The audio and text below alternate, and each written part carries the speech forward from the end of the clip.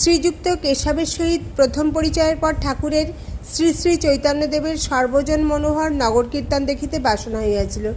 নিজ গৃহের বাহিরে দাঁড়াইয়া ঠাকুর সহসা একদিন দিব্যচক্ষে দেখিলেন নবদ্বীপচন্দ্র, শ্রী গৌরাঙ্গদেব, শ্রী নিত্যানন্দ ও শ্রী অদ্বৈত প্রভুকে সঙ্গে লইয়া ঈশ্বর প্রেমে তন্ময় হইয়া জনতরঙ্গের মধ্যভাগে ধীর পদে আগমন করিতেছেন এবং চতুষ্পার্শ্বস্থ সকলে তাহার প্রেমে তন্ময় হইয়া কেহ বা অবশভাবে এবং কেহ বা উদ্দাম তাণ্ডবে আপন আপন অন্তরের উল্লাস প্রকাশ করিতেছেন। ওই অদ্ভুত সংকীর্তন দলের ভিতরে কয়েকখানি মুখ ঠাকুরের স্মৃতিপটে উজ্জ্বল বর্ণে অঙ্কিত হইয়া গিয়াছিল এবং ওই দর্শনের কিছুকাল পরে তাহাদিগকে নিজ ভক্তরূপে আগমন করিতে দেখিয়া ঠাকুর তাহাদিগের সম্বন্ধে স্থির সিদ্ধান্ত করিয়াছিলেন। পূর্বজীবনে তাহারা শ্রী চৈতন্যদেবের সাঙ্গপাঙ্গ ছিল।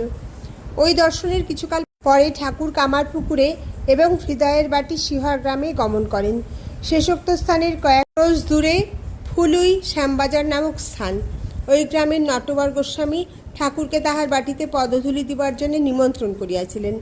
ঠাকুর তখন হৃদয়কে সঙ্গে লইয়া তাহার বাটিতে যাইয়া 7 দিন অবস্থানপূর্বক শ্যামবাজারের বৈষ্ণব সকলের কীর্তনানন্দ দর্শন করিয়াছিলেন। উক্ত স্থানে শ্রীযুক্ত ঈশানচন্দ্র মল্লিক তাহার সহিত পরিচিত হইয়া তাহাকে নিজ বাটিতে কীর্তনানন্দের সাদর আহ্বান করেন। কীর্তনকালে তাহার অর্থাৎ ঠাকুরের অপূর্ব ভাব দেখিয়া বৈষ্ণবেরা বিশেষ আকর্ষণ অনুভব করে। 3 দিবারাত্র তথায় আনন্দের বন্যা প্রবাহিত হইয়া লোকে ঠাকুরকে দেখিবার ও তাহার পাদস্পর্শ করিবার জন্য যেন এবং ঠাকুর স্নান আহারের অবকাশ পর্যন্ত প্রাপ্ত হন নাই।